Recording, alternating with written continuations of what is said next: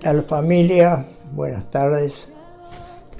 En este día quisiera hablar de dos personajes muy distinguidos en la Biblia, que nos habla en el primer capítulo, el primer versículo de Mateo capítulo 1, verso 1.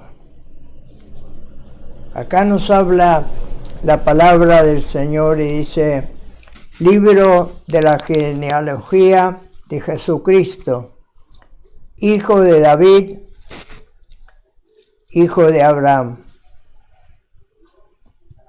A pesar de estos dos personajes tan distinguidos para nosotros, tiene un grande significado.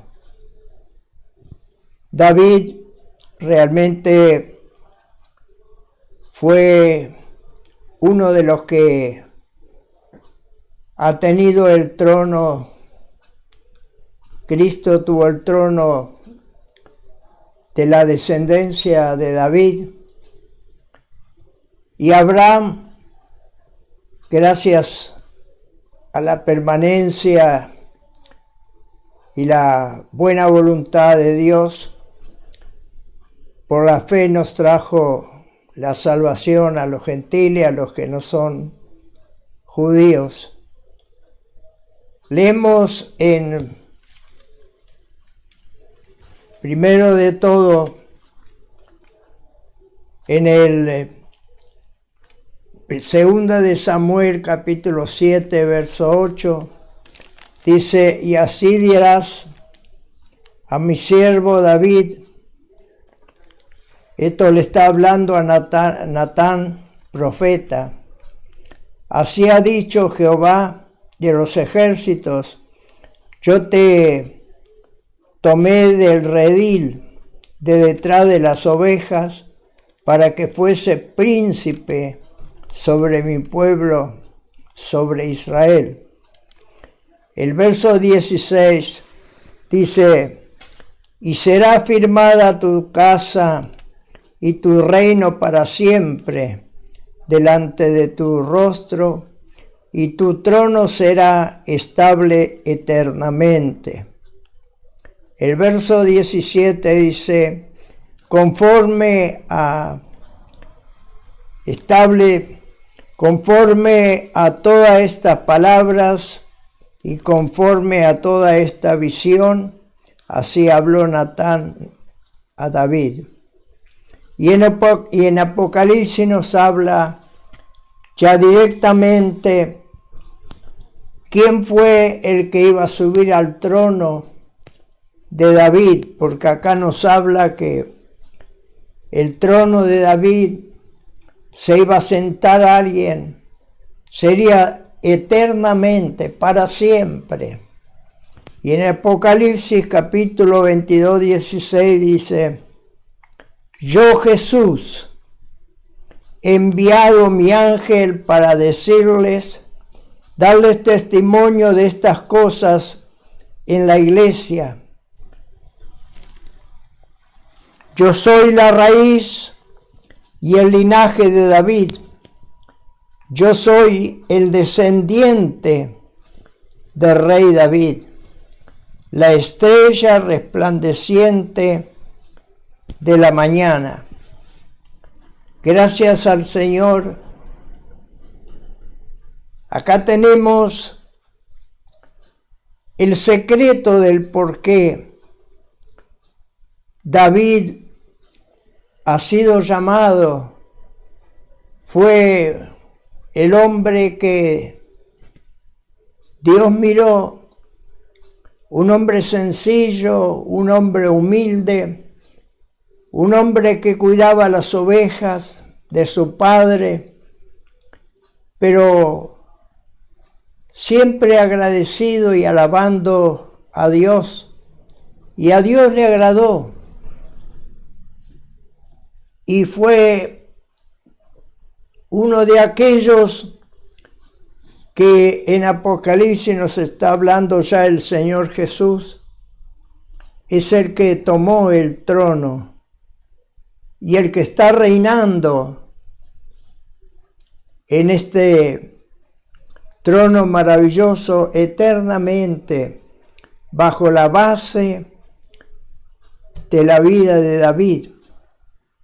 Cuán bueno que es, hay veces, estar en la voluntad de Dios. A pesar de que a través de las familias hay algún percance, como nos habla en el libro de Ruth, y nos dice que ellos han tenido un fracaso en tiempo de hambre. Y el libro de Ruth, capítulo 1, verso 7 dice: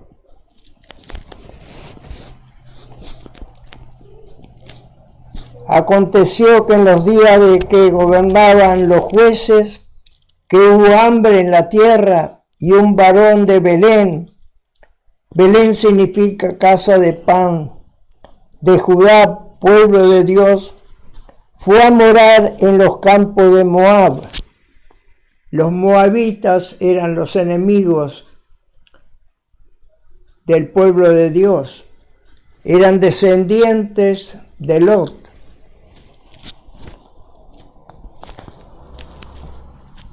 Elimelec y su mujer Noemí y sus 2 hijos, Malón, que significa enfermizo, y que León significa debilidad. Pero el verso 5 dice: murieron en Moab Elimelec y sus 2 hijos.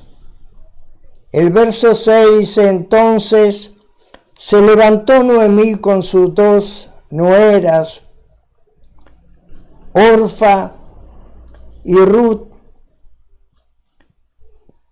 Y dice que el verso 14, Orfa besó a su suegra Noemí y se quedó en Moab, pero Ruth se quedó con Noemí.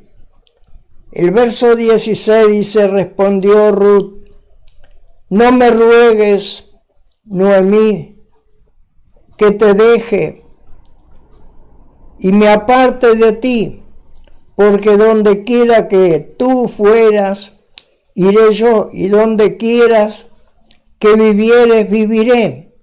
Tu pueblo será mi pueblo, y tu Dios, mi Dios. Y anduvieron ellas llegaron hasta Belén nuevamente después de sufrir pérdidas en Moab. Pero gracias a Dios, a pesar de todas estas pérdidas, de la descendencia de Ruth, nació este David, este hombre que fue del corazón de Dios, un hombre sencillo, humilde, donde en Apocalipsis hemos leído que subía en el trono de David. Así que gracias al Señor que hay cosas, como dicen Romanos, que todas las cosas ayudan a bien aquellos que tienen propósito. Y el propósito de David no nació de un hombre muy reconocido, sino que cuando leemos en el libro de Ruth, en el capítulo 4, encontramos de qué manera fue Ruth. Ruth fue a los campos donde nos habla que estuvo junto a su suegra y estando cosechando lo que sobraba de los campos para poder alimentarse, pero dice que un pariente de Noemí la tomó y tuvo un hijo, y este hijo se llamaba Obed.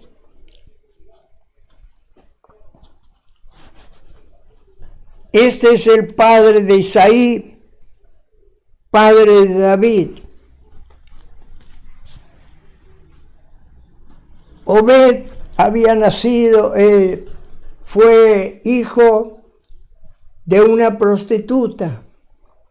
Hay veces miramos nosotros sobre la vida como es.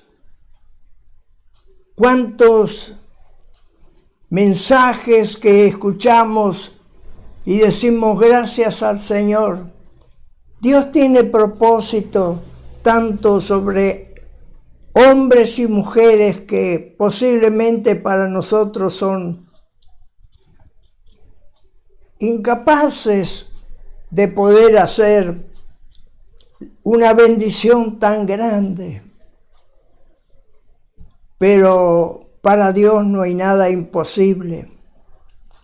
Dios recibe a todos, aquellos que aceptan al Señor como su único y suficiente Salvador. Y acá nos habla en el versículo 22, dice, Obed engendró a Isaí, Isaí engendró a David. O sea, Isaí era el padre de David, pero ellos tuvieron este percance tan grande, fueron, a pesar de que eran conocedores y estaban en Belén, un lugar donde había hambre, y en vez de buscar a Dios, es más fácil ir a un lugar donde realmente hay bendiciones. Y siempre parecería que estos hombres entran en un terreno donde a Dios no le agrada. Dice que Abimelech y sus 2 hijos mueren en Moab. Y Noemí le pidió a sus 2 nueras y le dijo, quédense ustedes y yo voy a volver a mi tierra, ahora que hay alimento en mi tierra, en Belén.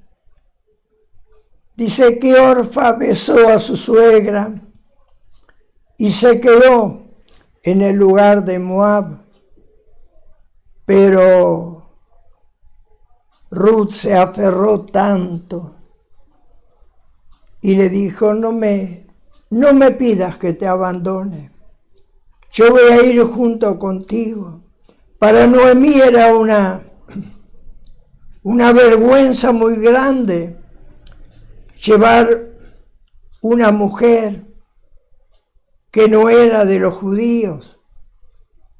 Noemí llevaba la grande vergüenza principalmente por haber perdido a su esposo, a sus 2 hijos, y hoy volver con las nueras que no eran judías, sino que eran enemigos del pueblo de Dios. Pero parece que Ruth tenía un propósito. Ella dice, tu Dios será mi Dios. La tierra donde tú vas a morar, yo voy a morar. y donde tú estarás, yo voy a estar. Ese es el propósito que Dios tiene para que nosotros nos abracemos realmente del Señor de todo corazón, a pesar quienes somos, pero cuántos fracasos hemos tenido en la vida, pero siempre tratamos de buscar como humanos, buscar que Dios reine, como dice la palabra en San Mateo, buscad primeramente el reino de los cielos, o sea, buscad que reine Dios en nosotros, y todas las otras cosas vendrán por añadidura. Cuando nosotros tenemos a Dios en el corazón, todo nos va a ir bien. A pesar de las cosas que podamos pasar, porque tenemos que pasar pruebas, luchas, enfermedades y cuantas otras cosas. Pasamos a través de la vida, pero confiando en Dios podemos, como dice en Romanos, capítulo 8, verso 18, que lo que sufrimos acá en la tierra no son ni siquiera comparables con la gloria que vamos a pasar eternamente con Cristo. También nos está hablando sobre la vida de Abraham. Abraham también fue un hombre que ha fracasado. Escuchamos en el programa anterior que él salió de Ur de los Caldeos y se quedó en Harán. No era la voluntad de Dios que haga eso. Hay veces nos acomodamos y parecería que no hay cosa mejor que estar en este mundo y que no hay algo mejor. Pero según cuando miramos en la palabra, en la Biblia, encontramos que Dios en San Juan, en el capítulo 14, dice, hay muchas moradas en el reino de Dios para aquellos que aman y sirven al Señor. Por eso, lo que podemos sufrir en esta tierra, porque es cierto, este cuerpo se va deshaciendo, cada vez va siendo más viejo, pero nos habla en Corintios, 2 de Corintios 5, cuando esto se deshaciere, en el capítulo 5, dice, tenemos de Dios, cuando este tabernáculo, este cuerpo se deshace, tenemos de Dios una casa, no hecha de hombre, sino que eterna en los cielos. Así que con esta esperanza vivimos. Pero hay algo que también me llama mucho la atención sobre la vida de Abraham. Ya hemos visto algo sobre la vida de David. Abraham también ha fracasado con el mismo problema. Abraham sabía que en Egipto había mucho alimento, pero también sabía que había problema. Y nos habla la palabra en Génesis, en el capítulo 12, verso 10. Dice, hubo entonces hambre en la tierra de Canaán y se fue a Egipto. El verso 11 dice, aconteció que cuando estaba para entrar en Egipto, dijo a Sara, su mujer: ahora conozco que eres mujer hermosa de aspecto. El 13 dice: y ahora entonces, di que eres mi hermana, para que me vaya bien y no me maten. Sigue la historia en el verso 14, dice: y aconteció que cuando entró Abraham en Egipto, los egipcios vieron que la mujer era hermosa en gran manera. El 15 también la vieron los príncipes de Faraón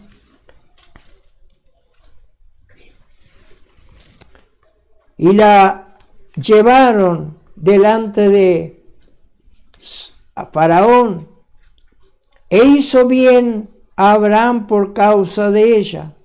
Mas Jehová hirió a Faraón y a su casa con grande plaga por causa de Sara, mujer de Abraham.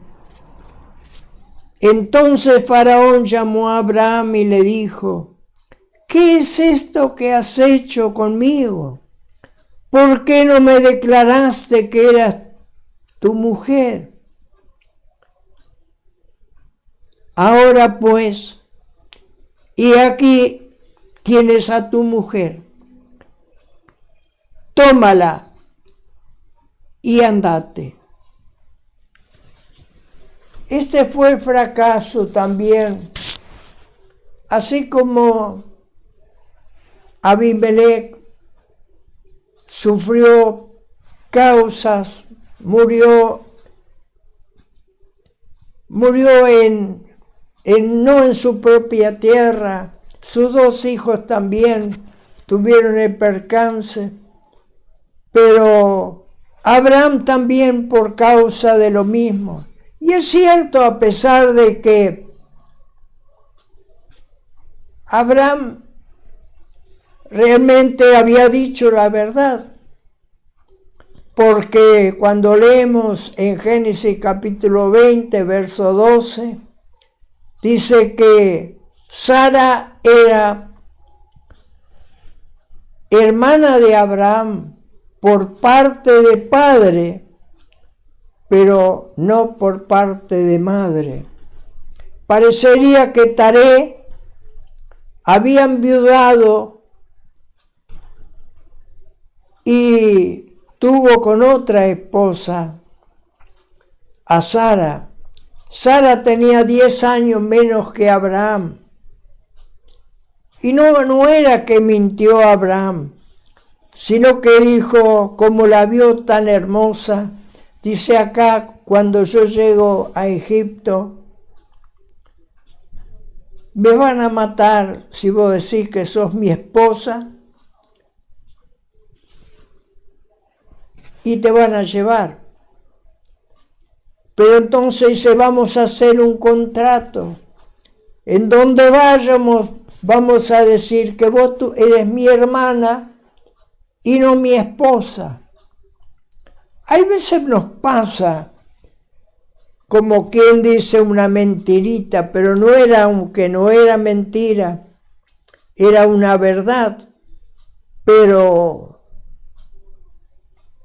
me llama mucho la atención que quién sabe nunca habrá pensado Abraham que su esposa era tan bonita, tan linda. Y dice que antes de llegar a Egipto la miró y le dice, vos sos una hermosa mujer. Y el miedo era de que lo maten por causa de ella. Tuvieron que decir que eran hermanos.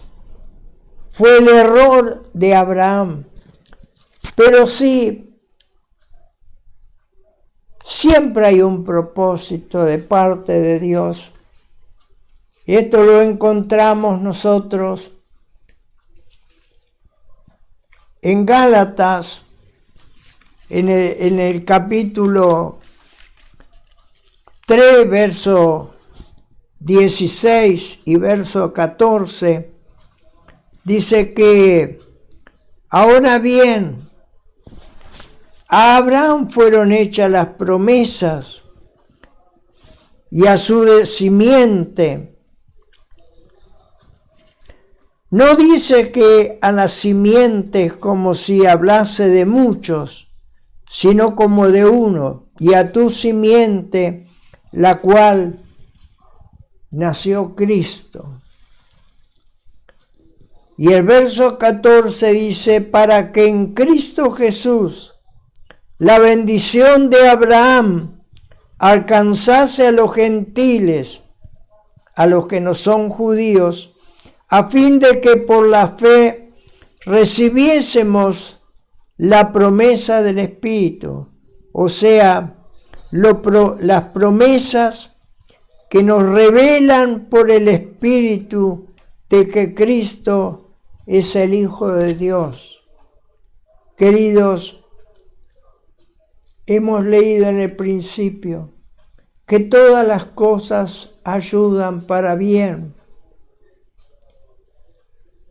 A pesar de los percances, ¿quién hubiera pensado de nuestra vida? A veces pensamos que somos tan inútiles. Parece que, ¿qué será de nuestra vida? ¿Qué propósito tendrá Dios con nosotros? A veces creemos que somos prácticamente hombres y mujeres sin propósito, pero en Dios es el que está mirando el corazón. Y el Salmo 139, los últimos 2 versículos, nos habla que David le estaba diciendo a Dios, examíname y mira si en mi camino hay perversidad y endereza mis pasos para que yo pueda llegar a ser fiel a Dios. Tenemos que pedir al Señor, Señor, quiero servirte. Hay veces no sabemos cómo, pero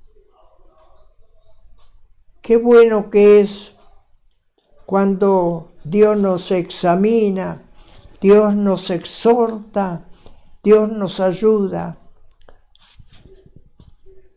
Y cuántas veces necesitamos que Dios nos corrija también. Dios ha corregido a David, lo ha encaminado a David para que, a pesar de que él cuidaba las ovejas de su padre, pero Dios lo estaba mirando. Parecería que los hermanos eran grandes hombres, eran guerreros, hombres de renombre, pero había un jovencito en el campo que estaba cuidando las ovejas. Isaí pensaba, cuando vino Samuel a ungir para rey, porque Dios lo había mandado a la casa de Isaí, él miraba a esos hombres robustos, guerreros, y dice, parece que es este. Han pasado 7 muchachos, y Dios dijo, no, a este no. Y le preguntó Samuel, ¿y no hay más? ¿No tienes más hijos? Isaí le dice, sí, hay uno, allá en el campo que está cuidando las ovejas. Y Samuel le dice, no nos vamos a sentar en la mesa hasta que nos venga ese muchacho. un muchacho joven que quién sabe pasaba desapercibido delante de los hombres, pero para Dios ha sido un hombre usado. Así que nunca te menosprecies, siempre pensá que sos algo para el Señor. Puede ser un hombre de renombre cuando estás en la voluntad de Dios. Por eso nunca bajemos nuestros brazos, sino que busquemos la dirección del Espíritu Santo. Busquemos en que Dios more dentro de nosotros. Este acaparazón tendrá que desaparecer un día. No sabemos cuándo. Solo Dios tiene propósitos. Cuando uno está en los propósitos de Dios, Dios tiene grandes cosas. ¿Cuánto tenemos para hablar de esta palabra tan bonita, tan linda? ¿Cuántas cosas nos trae a los recuerdos? Y hay en segunda de Pedro una palabra muy linda que dice así, segunda de Pedro capítulo 1 verso 19, dice, tenemos también la palabra profética, más segura, la cual hacemos bien en estar atentos, como a una antorcha que alumbra en lugares oscuros, hasta que el día esclarezca y el lucero, la estrella de la mañana, salga en vuestros corazones. La palabra del Señor es la palabra profética más grande. Ella no se equivoca. Toda la palabra de Dios en la Biblia es inspirada por el Espíritu Santo. Y en ningún lado podemos ser. Alguien me dijo una vez que la palabra del Señor no la podía comprender porque parecería que no concuerda una cosa con la otra. Pero si la analizamos, como dice la palabra en San Juan capítulo 5, escudriñad las Escrituras, léanla con atención, y ellas hablan de mí, porque pensáis que en ella tenéis la vida eterna. Escudriñar, qué lindo cuando nosotros escudriñamos la palabra del Señor y encontramos tantos secretos, tantas cosas que nos edifican cada día más.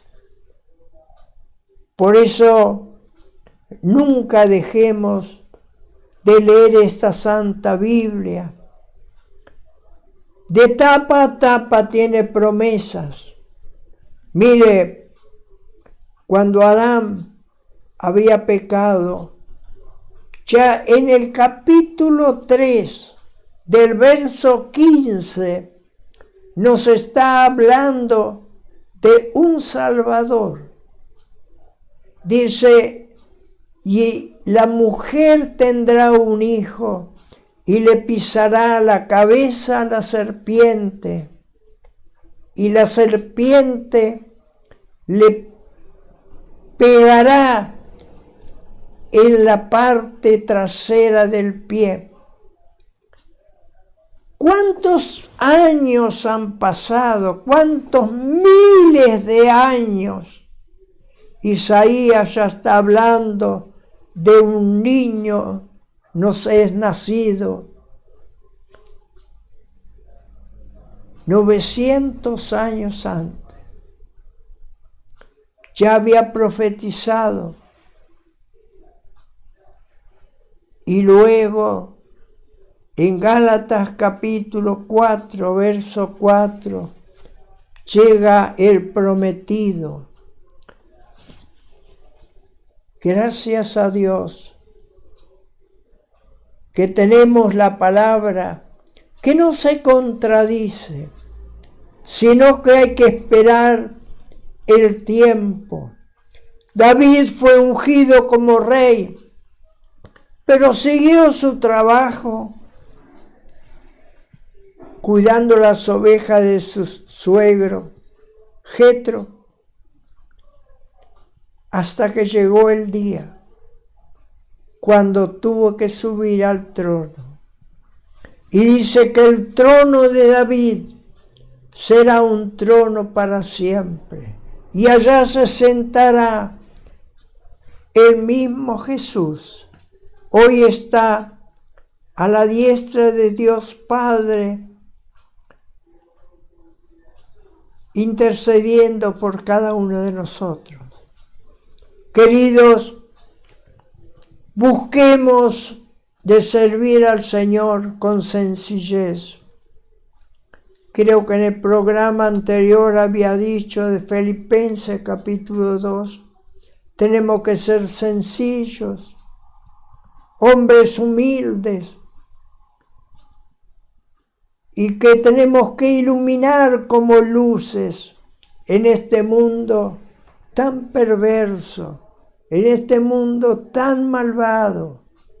Tenemos que iluminar, nuestra vida tiene que ser una luz para el mundo, que todos puedan saber que Cristo vive en nosotros y nosotros vivimos para Cristo, como dice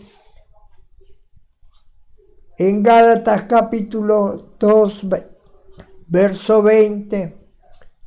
Pablo dice, con Cristo estoy juntamente crucificado, y ya no vivo yo, mas vive Cristo en mí. Y lo que vivo en la carne, lo vivo en el Hijo de Dios. Queridos, ya no nos pertenecemos a nosotros, solamente nos pertenecemos a Cristo, al que dio su vida por nosotros, al que murió en la cruz del Calvario, al que los judíos pidieron que sea crucificado. Y no solamente que sea crucificado, sino que decían, y que la sangre de este hombre caiga sobre nuestros hijos. ¿Cuántas cosas hacemos y hablamos que luego tenemos que pagar las consecuencias?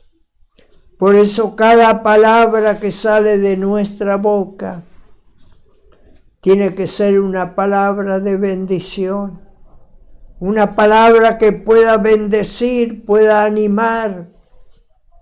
Dice en Romanos capítulo 15, ni Cristo